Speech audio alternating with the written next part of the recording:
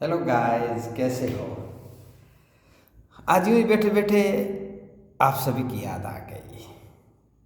आकली वालों की, कौंदरा वालों की। उनकी कई बार फरियाद रहती है कि सर आप कहानी अच्छी सुनाते हैं। तो इसीलिए मैं एक छोटी सी कहानी सुनाने जा रहा हूँ।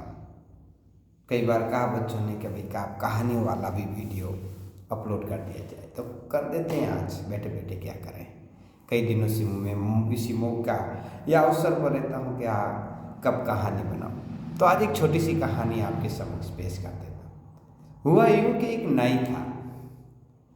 नाई बड़ा ही आलसी, किसी काम का नहीं, कोई भी काम नहीं करना चाहता था। उसके माँ बाप बड़े परेशान हो रखे थे, खूब कहा, लेकिन वो कोई काम नहीं करने वाला था। बस खाओ पियो सो जाओ। तंग आ गए थे उनके परिवार वाले, खूब तंग आ गए थे।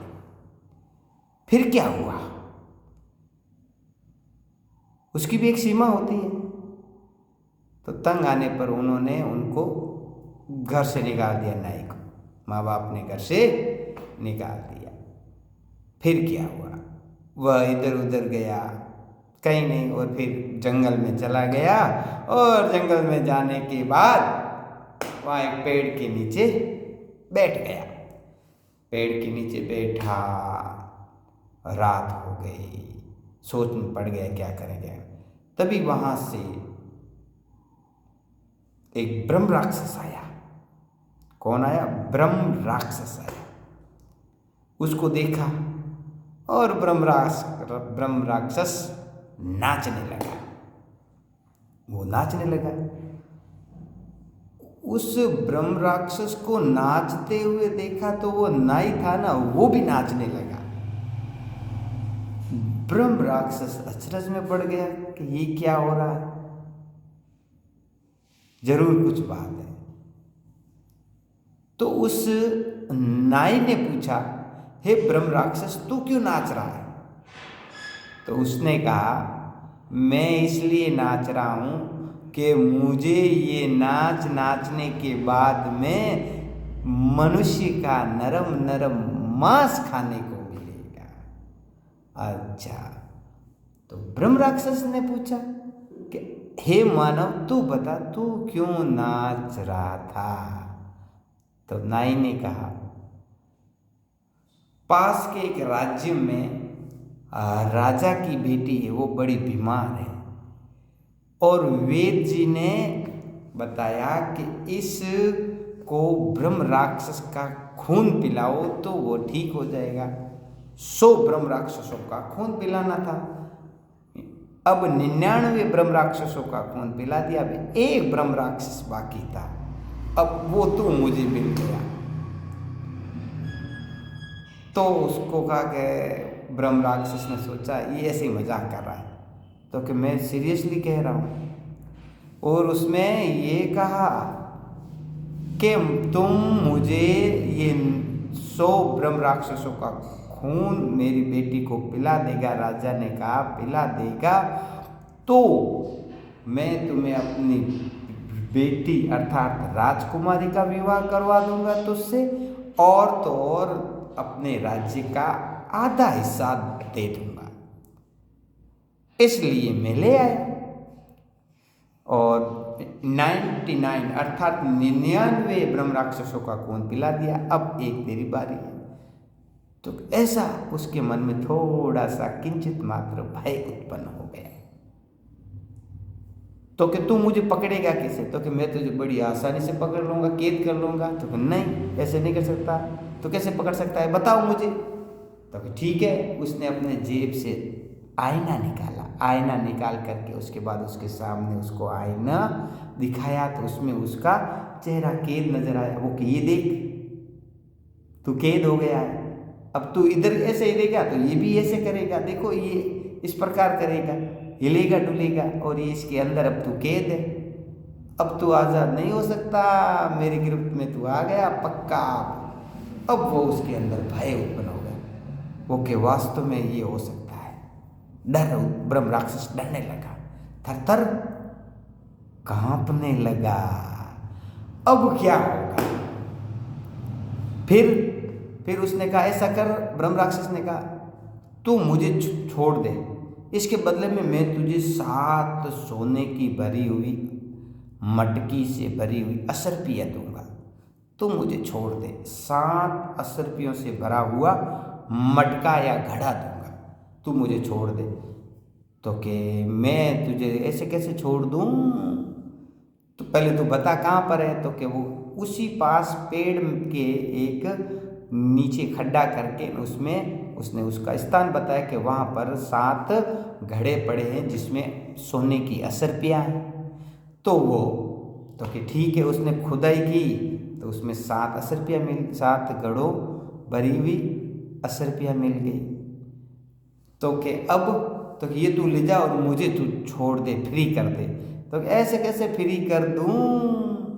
ये जो असरपिया मैं उठा के कैसे ले जाऊंगा? तू बड़ा समझदार है, तो ये मुझे मेरे घर तक छोड़ने चल, उसके बाद मैं तुझे फ्री करूंगा। तो कि उसके बाद तू फ्री कर देगा? ब्रह्म राक्षस ने कहा, तू मुझे फ्री कर देगा? तो हाँ, उसके बाद तुझे मैं आज़ाद कर दूंगा। तो कि ठीक है।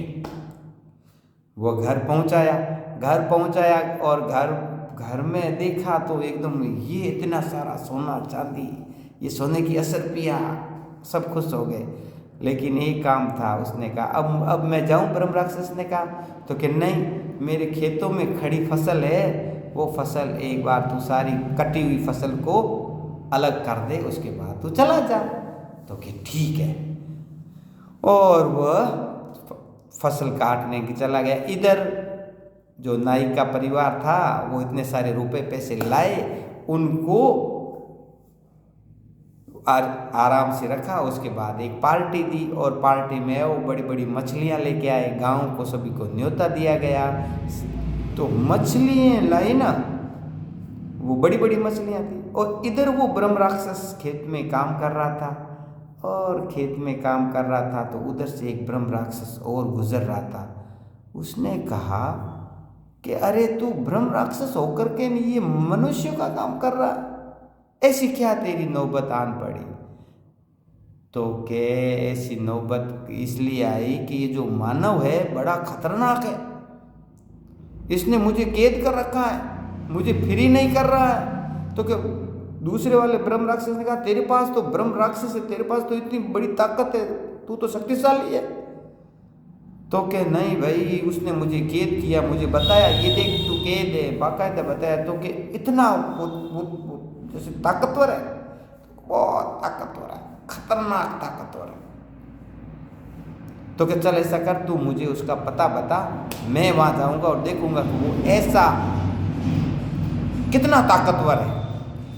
तो के नहीं, मुझे वहाँ नहीं जाना है, मैं उधर चला गया तो फिर वो मुझे मारेगा, मैं दूर से तुझे उसका घर बता दूंगा। मुझे तो वो थर थर थर थर थर थर यूँ कांपने लगा, कर कर कर कर कर कर। तो उधर उसका घर है, तो कि चलते हैं उसके, वो उसने दूर से बता दिया उधर घर है। तो कि ठीक। इधर वो जो बड़ी बड़ी मछलियाँ लाई, उसके घर के आगे खिड़की थी, और वो खिड़की में से एक बिल्ली जो है वो मछली लेके भाग गई। उसकी पत्नी ने इंतजार किया कि उस खिड़की से कोई बिल्ली आएगी, और एक तेज धार वाला हथियार लेकर के वो खड़ी थी। इधर से वो ब्रह्म राक्षस धीरे से वो, क्योंकि वो उसने डर उसके अंदर भय पैदा कर दिया था, तो कि वो के देखता तो हूँ कि भाई क्या चीज़ है। वो उसने जैसे ही खिड़की में से यूं मुंडी अंदर डाली गर्दन देखने के लिए, और उसकी पत्नी ने सोचा ये बिल्ली फिर आ गई, और उसने जोर से देखा, उसकी नाक को काट दी। और वह डर करके कि भाई मनुष्य है तो खतरनाक ही है, वो जा सीधे 9-2, हाँ 11 हो गया। उसके बाद में वो सारा काम करके फसल काट के वापस आया। वापस आने के बाद में कहा कि अब तुम मुझे आज़ाद करो उस मनुष्य से कहा ब्रह्म राक्षस ने कि मुझे तुम अब आज़ाद करो, तो के ठीक है अब मैं तुझे आज़ाद करता हूँ। उसने आईना निकाला, आईने का जो फेस वाला चेहरा न दिखा करके पीछे से उसको बता दिया, पीछे से बताया, उसमें उसको कहा अब तेरा चेहरा दिख रहा है, तो कि नहीं दिख रहा है, अब तुम आज़ाद। और इस प्रकार वह फिर आज़ाद हो गया और दौड़ गया, अपनी जान बचा करके 9-2-11 हो गया। 9-2-11 का अर्थ क्या होता है? भाग जाना।